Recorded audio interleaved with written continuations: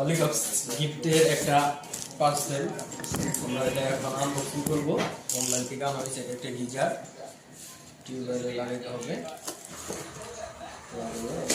পানি গরম করার জন্য একটু শীতের সিজন একটা গিজার নেওয়া হলো। আনবক্সিং করে প্রোডাক্ট কেমন গিজারের দিকে ধরেন।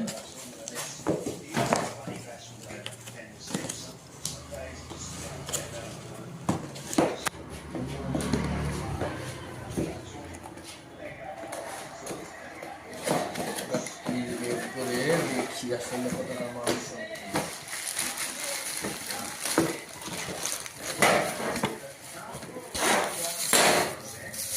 মোটামুটি আশা করা যাচ্ছে ভালোই হবে। আসলে ব্যবহারের পর দেখেন